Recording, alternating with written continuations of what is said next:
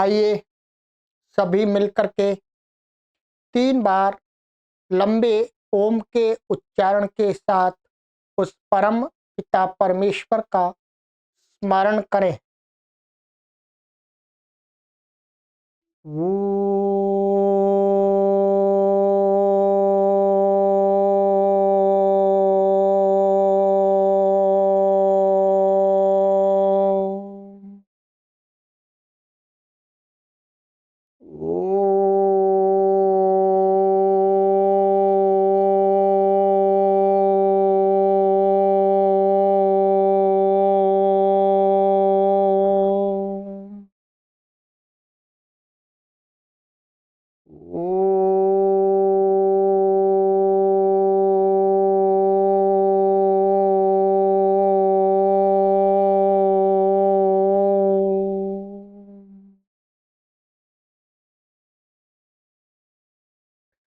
सभी को सादर नमस्ते। सनातन वैदिक धर्म यूट्यूब चैनल में आप सभी धर्म प्रेमी सज्जनों का हार्दिक अभिनंदन है।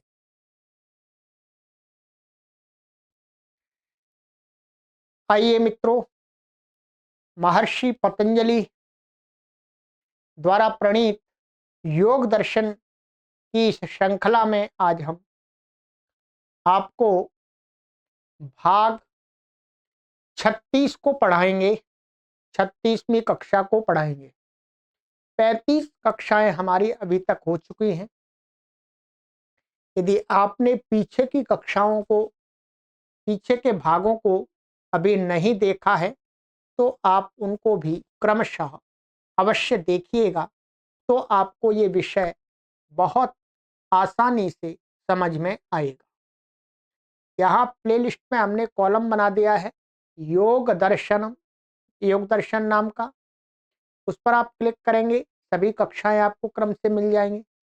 और यदि आप केवल योग दर्शन के अष्टांग योग को ही पढ़ना चाहते हैं तो यह अष्टांग योग नाम का भी एक प्लेलिस्ट में कॉलम बना दिया है। उस पर क्लिक करके आप अष्टांग योग की कक्षाओं को मात्र देख सकते हैं। और आपसे निवेदन ये भी है कि आप प्रत्येक जो वीडियो को देखते हैं उसको लाइक अवश्य कर दिया करें, जिससे YouTube का जो सिस्टम है वो इस चैनल को अधिक लोगों तक पहुंचाने में हेल्प करता है। लाइक करने में आपका कुछ भी नहीं जाता। लाइक हम उसी विषय को करते हैं पसंद, अर्थात जो जिसे हम जानने के इच्छुक हैं, जिसको हम पढ़ रहे हैं। तो आप सभी, ये अध्यात्म पथ का विषय चल रहा है, परंतु वह अध्यात्म पथ का जो विषय है हम जिसके माध्यम से प्रस्तुत कर रहे हैं उसकी भी उन्नति के लिए एक लाइक अवश्य दिया करें। और आपने चैनल को सब्सक्राइब नहीं किया है तो आप सर्वप्रथम चैनल को भी सब्सक्राइब करें और बेल को प्रेस करके अवश्य ऑल पर ऑल बटन पर क्लिक करें, जिससे आपको आगे की सभी कक्षाओं का नोटिफिकेशन प्राप्त होता रहे। चलिएगा विषय का आरंभ करते हैं मित्रों।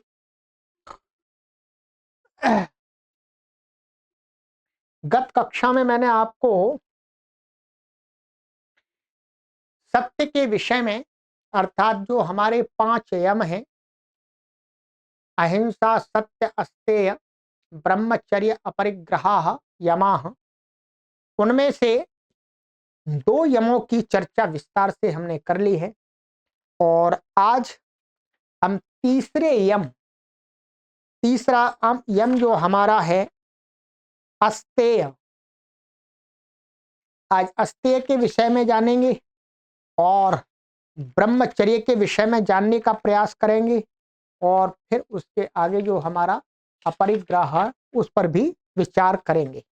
ठीक है, चलिएगा कॉपी को ओपन कर लीजिएगा, पेन को हाथ में ले लीजिएगा और उसके लिए जो सूत्र है उसको मैं सर्वप्रथम आपको बताता हूँ। सूत्र हमारा वही था, अहिंसा, सत्य, अस्तेय, ब्रह्मचर्य, अपरिग्रह, यमाः।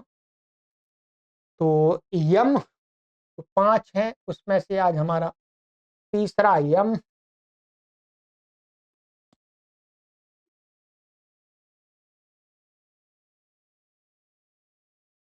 ठीक है, ये हमारा चल रहा था ये सत्य अस्तेय। अस्तेय पर चर्चा करें।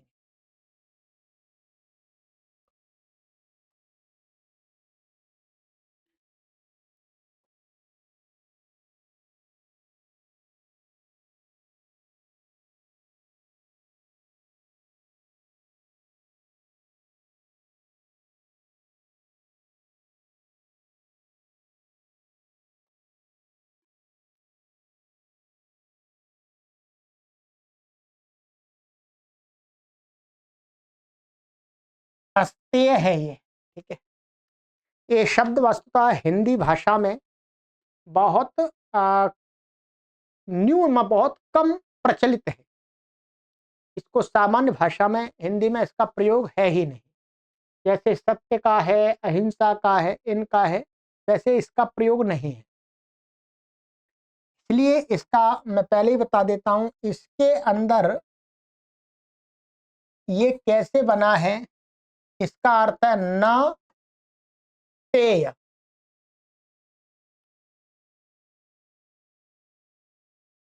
क्या बन गया ये? अस्तेय संस्कृत में। ठीक है, न को आ हो जाता है और ये जुड़ जाता है। तेय का अर्थ होता है चोरी करना। क्या? चोरी करना।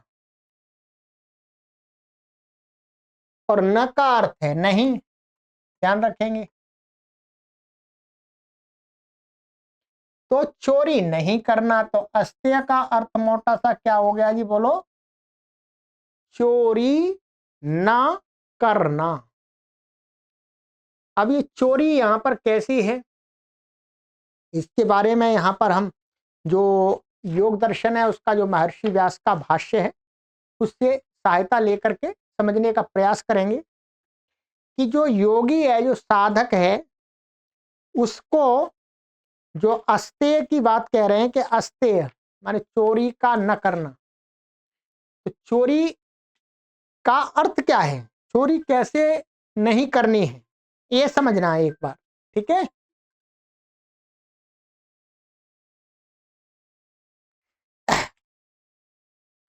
आइएगा।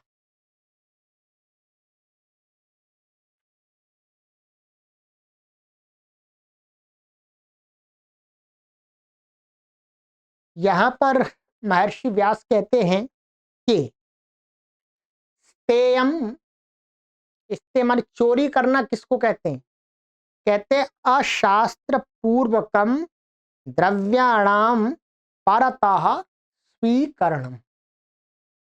यहाँ पर बहुत अच्छी बात कही है। ठीक है, कि चोरी का अर्थ है, यहाँ पर मैं वाक्य लिख देता हूं, इनका बहुत सुंदर वाक्य है कि स्तेयम अशास्त्रकम, अशास्त्र पूर्वकम।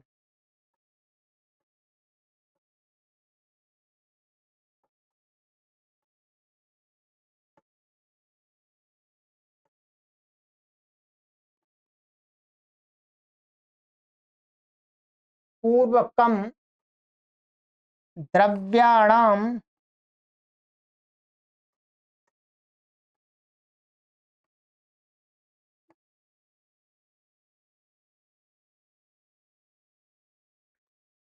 परतः स्वीकरणम।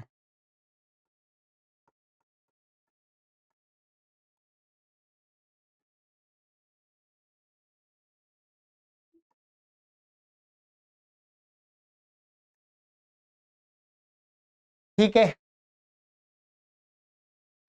बहुत सरल भाषा में कह दिया वैसे इन्होंने कि स्तेयम क्या हमें समझना है? अशास्त्र पूर्वकम।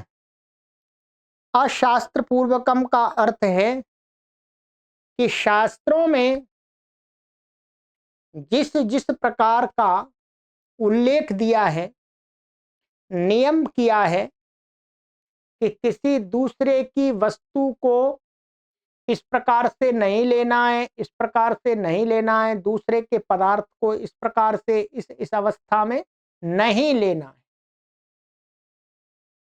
तो अशास्त्र पूर्वकम, कभी क्या होता है शास्त्र के अंदर लेने की विधि भी है, दूसरों के द्रव्यों को ग्रहण करने की विधि भी है। यदि भिक्षा लग रही है, भूख लग रही है, भिक्षा नहीं भूख लग रही है, तो वो जो अध्यात्म का पथिक है या कोई भी व्यक्ति किसी व्यक्ति से भोजन को ग्रहण कर सकता है या किसी भी आवश्यक वस्तुओं को मांग करके ले सकता है, ठीक है, स्वीकार कर सकता है। तो इसी प्रकार से साधक के लिए भी नियम बताए हैं कि ऐसी ऐसी अवस्था में आप दूसरों की वस्तुओं का ग्रहण कर सकते हैं, परंतु जहां शास्त्र में निषेध किया है, क्या किया, निषेध किया है कि आपको दूसरे के द्रव्यों को नहीं लेना है। मुख्य रूप से यहां पर हम मोटा सा अर्थ ये लेंगे, किसी दूसरे की अनुमति के बिना किसी दूसरे की वस्तु हमें पता है ये हमारी नहीं है, हमारी नहीं है, अथवा ऐसा हमें बोध है कि इस वस्तु पर किसी का ऐसा व्यक्तिगत अधिकार नहीं है। ध्यान रखेंगे कि इस वस्तु पर व्यक्तिगत अधिकार नहीं है। मानिएगा कोई कुआं है, कुएं के पानी पर किसी व्यक्ति एक का अधिकार तो नहीं होता प्राय करके। मारे जानिएगा रास्ते में जो कुएं होते हैं या जो नल बने होते हैं पानी को प्राप्त करने के लिए तालाब होते हैं, उन पर किसी एक व्यक्ति का अधिकार नहीं होता। यदि होता है तो अलग बात है, पर सामान्यतः वो जो कुआं होता है, तालाब होता है, वो सभी को जल पीने के लिए होता है, कोई मना नहीं करता। तो वहां पर क्या है, वहां पर यदि कोई साधक है उसको पानी लेना है तो उसको वहां किसी से अनुमति नहीं लेनी है, वो वहां से आराम से कुएं से तालाब से पानी ले सकता, उसे वहां किसी को पूछने की आवश्यकता नहीं। अथवा जैसे जंगल हैं, जंगलों में जो वृक्ष आदि होते हैं फलों के, तो उन पर जो फल लगते हैं तो उन जंगलों के वृक्षों पर किसी व्यक्ति एक का जिन पर अधिकार नहीं है, ठीक है। कोई बगीचा आदि है, उद्यान आदि है, उस पर तो किसी व्यक्ति का अधिकार होगा, परंतु जंगल में जो आम के वृक्ष खड़े हैं या अन्य फलों के वृक्ष खड़े हैं, उस पर किसी व्यक्ति का अधिकार तो नहीं है, वो तो सबके लिए है, जो जंगल में जाए वो खा सकता है, ठीक। तो वहां पर उसे पूछने की आवश्यकता नहीं है, फल खाने के लिए जंगल में आवश्यकता नहीं। परंतु वही यदि किसी व्यक्ति के उद्यान से, बगीचे, आम के बगीचे से यदि आम लेना चाहे तो वहां पर यदि बिना पूछे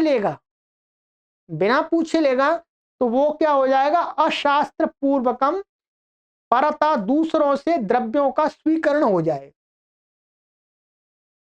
है, मैंने एकदम स्पष्ट उदाहरण कर दिया।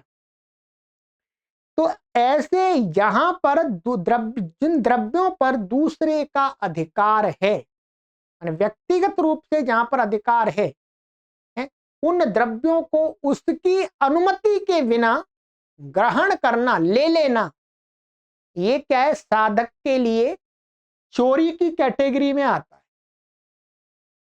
यदि साधक ऐसा करता है तो वो चोरी की कैटेगरी में आता है। अशास्त्र पूर्वकम का मतलब यही है, शास्त्र में ऐसा विधान है कि जिस व्यक्ति पर जिन वस्तुओं पर किसी एक व्यक्ति विशेष का अधिकार नहीं है, जो सार्वजनिक वस्तुएं हैं, उनको योगी ग्रहण कर लेगा तो वो स्ते नहीं होगा, उनमें से स्वीकार कर लेगा कुछ भाग को अपनी आवश्यकता के अनुसार, वो चोरी नहीं मानी जाएगी। परंतु शास्त्र में ये है कि व्यक्तिगत जिन वस्तुओं पर किसी का अधिकार है, उन वस्तुओं को यदि बिना अनुमति के ले लेता है कोई साधक तो वो चोरी की श्रेणी में आए। तो कहा कि स्तेयम अशास्त्र पूर्वकम द्रव्याणाम परतः स्वीकरणम, दूसरों की व दूसरों से ले लेना, अर्थात या इसके अलावा और भी हो सकते हैं, जैसे छीन लेना। यदि कोई व्यक्ति किसी से धन छीन लेता है, कुछ लूट कर लेता है, तो वो भी स्ते के अंदर है चोरी। मैंने आपको एकदम स्पष्ट कर दिया है, ठीक है। नहीं तो आपके मन में संशय रहेगा कि योगी जंगल में घूम रहा है तो जी उसे प्यास लगी है, भूख लगी है, तो वहां पर जो फल लगे हैं, तालाब में पानी है, अब वो बिना पूछे उनको ग्रहण कर लेता है, तो ये चोरी हो सकती है। वो चोरी नहीं है, शास्त्रों में ऐसा विधान नहीं है। शास्त्रों में क्या है, वो ये विधान है कि ऐसी वस्तुओं में से कोई भी व्यक्ति जाकर के वहां से ले लेगा तो वो चोरी की श्रेणी में नहीं आएगी। वो राज व्यवस्था उसे दंड का अधिकारी नहीं बनाई, क्योंकि वो सबके लिए है।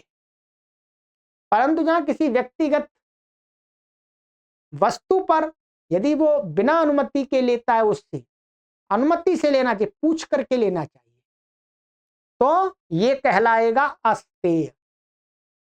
स्पष्ट कर दिया, इसलिए यहां पर महर्षि व्यास जी ने, ठीक है। स्तेय नाम चोरी का है और ऐसा न करना ही क्या है, अस्तेय है।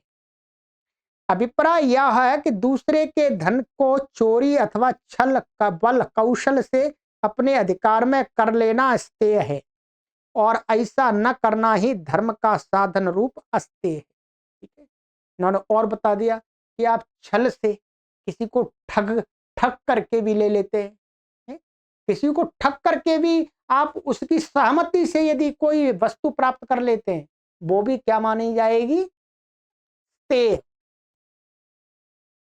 अथवा किसी को लूट करके छीन करके, वो तो मैंने बता ही दिया आपको। तो ऐसे लेना, द्रव्यों को ग्रहण करना क्या है, चोरी, तो उसको नहीं करना। ऐसा न करना ही क्या है, अस्तेय। एकदम मैंने आपको स्पष्ट, ये कई पुस्तक में भी इस प्रकार से नहीं लिखा होगा, मैंने आपको समझा दिया है, ठीक है।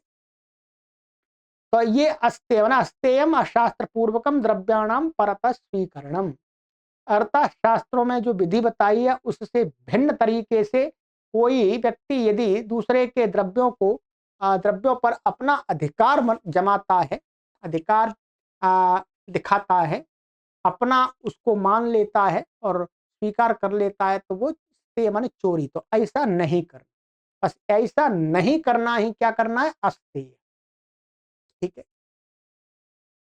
अब इसके बाद आता है हमारा ब्रह्मचर्य। आइए, चौथा हमारा क्या है, ब्रह्मचर्य।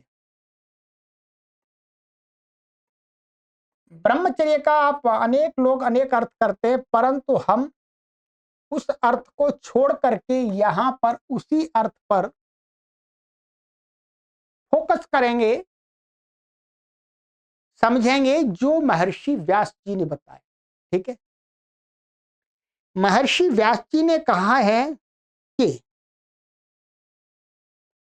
ब्रह्म दर्शनात्, नहीं, ये ब्रह्मचर्यम गुप्तेन्द्रियस्य उपस्थस्य संयमः, ठीक है। क्या है, ब्रह्मचर्यम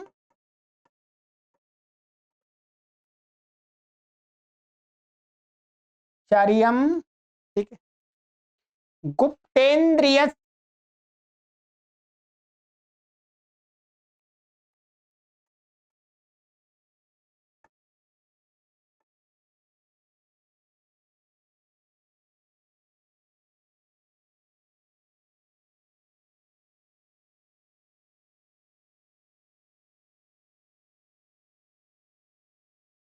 संयमः,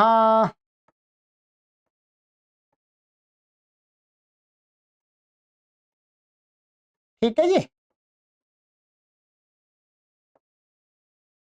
ब्रह्मचर्य क्या है, योगी है उसको ब्रह्मचर्य का पालन करना है, बहुत ही सरल शब्दों में बता दिया, गुप्तेन्द्रियस्य उपस्थस्य संयम।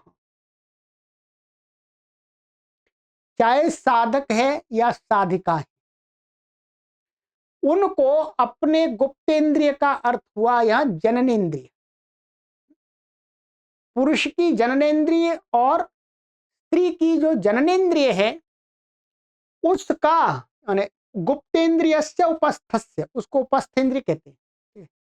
तो उस गुप्तेंद्रिय पर संयम करना, संयम करना अर्थात यदि पुरुष है तो उस इंद्रिय के माध्यम से जो वीर्य नाश होता है उस वीर्य नाश का रक्षण करना। जो स्त्री है तो उसके गुप्तेंद्रिय अर्थात योनि मार्ग से जो रज इंद्रिय, रज का जो नाश है उसका रक्षण करना। ठीक है, तो बस उस पर संयम रखना है। अर्थात संयम रखने का मतलब कैसे होगा, उसको ऊर्ध्व रेता बनना है। जो उसका पुरुष है, उसका जो वीर है, स्त्री है तो उसका जो रज है, उसको शरीर से बाहर न निकलने देना। शरीर से बाहर निकलना, वीर और रज का बाहर निकलना ही क्या है, अब्रह्मचर्य माने ब्रह्मचर्य का नाश है। उससे क्या होता है, साधक की शक्ति का ह्रास होता है, नाश होता है। तो यहां पर यह कहा कि उसको ब्रह्मचर्य माने उसको अपने जननेन्द्रिय पर संयम करके जो वीर है या जो रज है उसको ऊर्ध्व गति बनानी है उसकी। अर्थात अपने शरीर में ही खपा करके उस जो रज या वीर है उससे अपने शरीर को परिपुष्ट करना है। शरीर को परिपुष्ट करना अर्थात मजबूत बनाना, समर्थ बनाना है। ठीक है, तो ऐसा कोई भी कृत्य उस साधक या साधिका को नहीं करना है कि जिसके कारण से उसका जो वीर है, जो रज है, वो क्षय हो जाए, नाश हो जाए।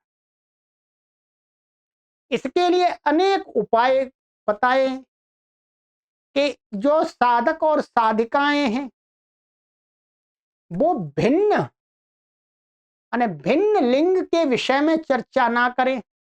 अर्थात पुरुष साधक हैं तो वो स्त्रियों के विषय में चर्चा ना करें, स्त्रियों के विषय की चर्चा ना सुने, स्त्रियों के विषय को लेकर के कोई भी पुस्तक, ग्रंथ आदि है उनका अध्ययन ना करें। अश्लीलता से संबंधित जो भी विचार हैं उनका चिंतन ना करें, उनका मनन ना करें, उनको पढ़े नहीं, उनको वाणी से किसी को बताने की चेष्टा ना करें।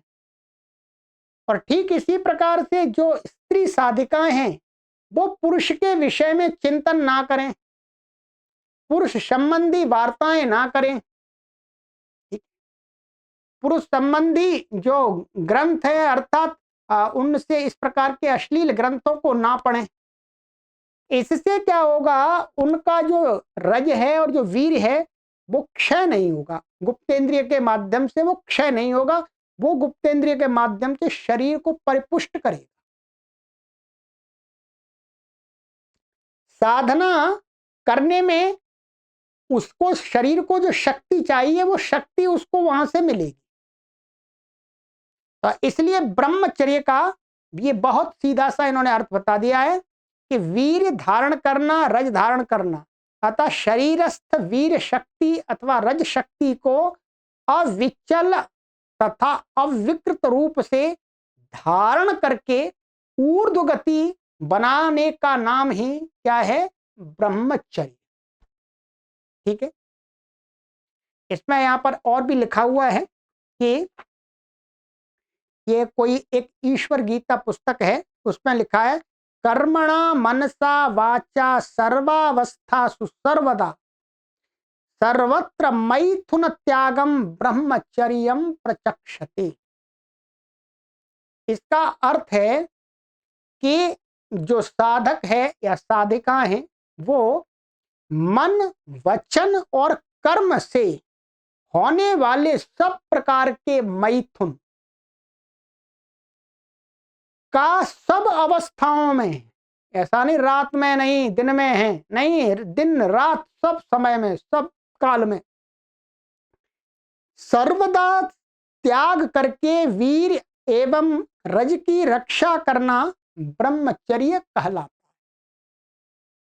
योगी का कर्तव्य है कि, ध्यान रखिएगा, ये तो विचारों की बात कर दी, अभी और भी साधन है, जैसे जो कामोत्तेजक पदार्थ है, माने साधक के भोजन में, साधक के भोजन में उस वीर अथवा रज को नाश करने वाले जो द्रव्य हैं, पदार्थ हैं, खाद्य पदार्थ, उत्तेजक पदार्थ, उनका सेवन नहीं करना। ये भी क्या है, वीर और रज की रक्षण का उपाय है। केवल चिंतन करना ही नहीं, ध्यान रखेंगे भोजन, भोजन के माध्यम से भी यदि हम गर्म प्रवृत्ति वाले, अर्थात जिनकी तासीर गर्म है, स्वभाव गर्म है, जिनका उष्ण स्वभाव है, जिनका ऐसे मसाले आदि, मिर्ची आदि द्रव्यों का अधिक सेवन करेंगे, प्याज, लहसुन आदि, ठीक है, जो तामसिक पदार्थ है, उनका यदि हम सेवन करेंगे तो भी क्या होगा, जो हमारी उपस्थेंद्रिय उसके माध्यम से, जननेन्द्रिय उसके माध्यम से पुरुष का वीर और स्त्री का रज नष्ट होगा। खाने पर भी करना है कि कामोत्तेजक पदार्थों का सेवन न करे, ठीक है, ये भी ध्यान रखना होगा। कभी क्या होता है, बहुत सारे जो साधक या साधिकाएं होती हैं वो ऐसा विचार करते हैं, हम कोई चिंतन नहीं करते, चिंतन नहीं करते, ठीक है, परंतु फिर भी हमारा जो वीर है वो नष्ट हो रहा है। अश्लील चिंतन नहीं करते फिर भी वीर नष्ट, तो उसमें हमारा भोजन, भोजन भी बहुत महत्वपूर्ण कारण है, ठीक है। विचारों से, मान विचारों के, अश्लील विचारों के चिंतन से भी अधिक भोजन एकदम सीधा हमारे वीर को और रज को नष्ट करने में सहयोग करता है।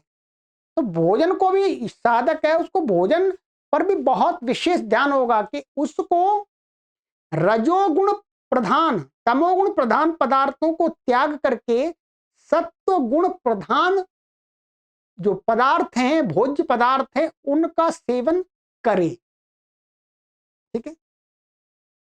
ना इसे दृश्यों को ही देखे आंखों से, टीवी आदि में जो भी मूवी आदि है जो अश्लील हैं, ना स्त्री चर्चा सुने और ना पुरुष चर्चा सुने, ना ऐसे साहित्य को पढ़े, ठीक है। स्त्री पुरुष का संग परस्पर योगी को नहीं करना चाहिए। स्त्री यदि साधिका है तो पुरुष का संग उन्हें नहीं करना चाहिए, और पुरुष साधक हैं तो उन्हें स्त्री का संग नहीं करना चाहिए। ये महर्षि व्यास जी तो यही कहते हैं। वैसे अनेक संप्रदाय ऐसे भी हैं कि खुली छूट देते हैं। क्या है, खुली छूट देते हैं, कहते हैं कि भगवान को प्राप्त करना है तो स्त्री पुरुष मिलकर के रहें, जिनमें ओशो आते हैं, रजनीश आते हैं। रजनीश ने जो महर्षि पतंजलि का जो ब्रह्मचर्य है उसका विपरीत ही ब्रह्मचर्य दिखा दिया वह। परंतु महर्षि पतंजलि जी तो यही कह रहे हैं कि साधक को यदि अध्यात्म के पथ पर चलना है तो उनको क्या करना पड़ेगा, ब्रह्मचर्य का पालन करना पड़ेगा, उन स्त्री और पुरुषों को अलग अलग रखना पड़ेगा। और रजनीश ने विपरीत कर दिया, ओशो जिनको कहते हैं, ठीक है, तो वो सही नहीं है।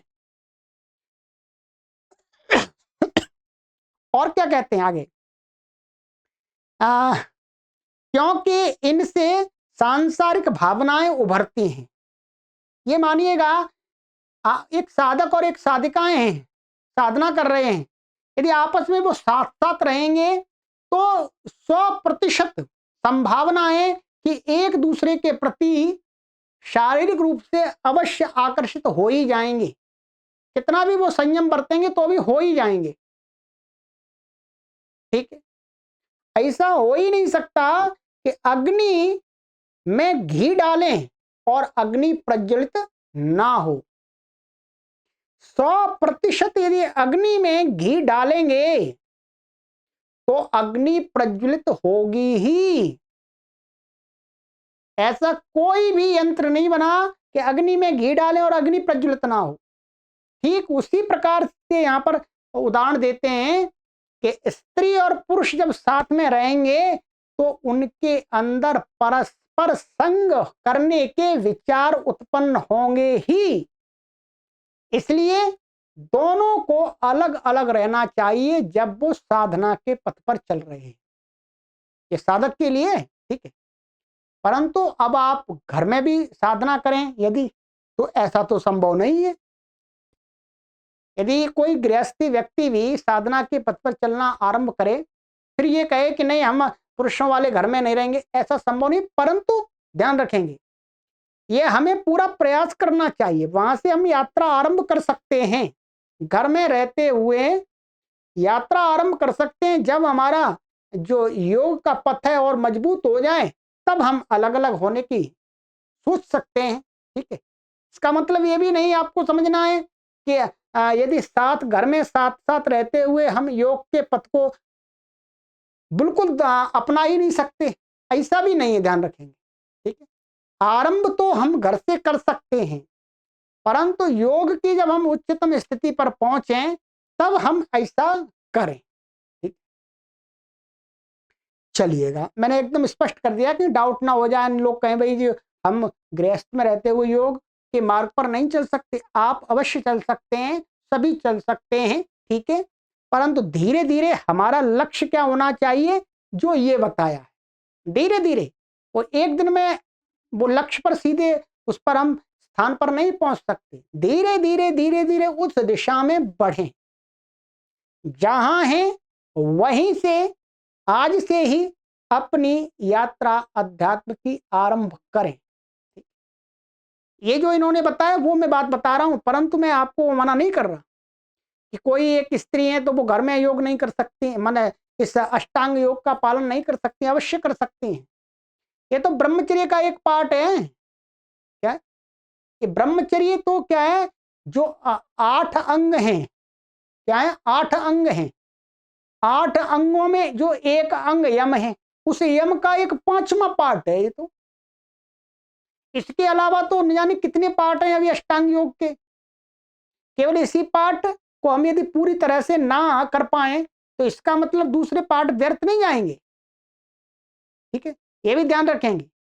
योग के पथ पर चलने के लिए केवल और केवल ब्रह्मचर्य ही चाहिए, ऐसा नहीं है। इसलिए आप इसको अन्यथा ना सोचें। अतः ब्रह्मचर्य आपके योग में सहायक होगा यदि आप उस पर भी ठीक से आचरण हम करेंगे तो। परंतु दूसरे जो है अहिंसा है, सत्य है, ठीक है, अस्तेय है, उसके बाद आया ब्रह्मचर्य का। तो इसलिए आप सभी गृहस्थ में घर में हैं, जहां पर भी हैं वहां पर भी आप इस अष्टांग योग का पालन करना आरंभ कर सकते हैं। ठीक है, चलिए। तो यही इन्होंने कहा कि परंतु जो ऊर्ध्व रेता योगी का ही योग सिद्ध होता है, अतः रेत योगी का योग सिद्ध नहीं होता है, यह भी निश्चित होता है। इसलिए योगी को यत्न पूर्वक ब्रह्मचर्य का पालन करना चाहिए। ठीक है, तो ये मैंने काफी आपको विस्तार से बता दिया है। और जहां पर भी संशय की स्थिति होती है, उस संशय की स्थिति को भी मैं अलग कर देता हूं। ठीक है, आपके सहयोग के लिए कि आप कहीं इससे दूर ना चले जाए। इसके हमें पास में आना है, योग के पास में आना है। ये जो हम योग दर्शन पढ़ा रहे हैं इसलिए पढ़ा रहे हैं कि योग के अंदर जो बातें बताई हैं वो हमारे जीवन में सभी ना हो सके, पर जितनी हो जाए उससे उतना ही हम अब कल्याण प्राप्त कर लें। ठीक है, तो चलिएगा, आज की कक्षा में हम इतना ही करेंगे। ठीक है, समय भी हमारा हो गया है। एक तो ब्रह्मचर्य हो गया आज की कक्षा में हमारा, ठीक है, और एक हो गया स्तेय। अब मोटा मोटा इनका जो सार निकल के आया ये निकल के आया, ध्यान रखेंगे कि अस्तेय अर्थात जिन पदार्थों पर किसी का अधिकार है उन पदार्थों को हम उनकी अनुमति के बिना स्वीकार ना करें, ले नहीं, ग्रहण नहीं करें। वो और भी ठगने के भाव से ठग करके भी ना लें, उसकी अनुमति हम पहले उसको तैयार कर लें अब उसको ठगने के विचार से और उससे ले लें, वो भी गलत है। ठीक है। और दूसरा ब्रह्मचर्य, ब्रह्मचर्य का अर्थ यही है कि पुरुष वीर का और स्त्री रज का धारण करे, अर्थात उनकी रक्षा करने के लिए प्रयत्न करे। ठीक है, वो भी मैंने स्पष्ट कर दिया, वो आप अपने घर में भी करना आरंभ कर सकते हैं। ठीक है, अब हम भी तो जंगल में नहीं रहते, हम भी तो थोड़ा थोड़ा प्रयास करते हैं कि ब्रह्मचर्य का पालन करें, हम भी तो गृहस्थी आदमी हैं। ठीक है, तो इसका मतलब ये नहीं है कि मैं ये बता रहा हूं इनकी बातों को तो मैं भी जंगल में चला जाऊं, है? तो ऐसा तो संभव नहीं है, फिर पढ़ाएगा कौन आपको जी?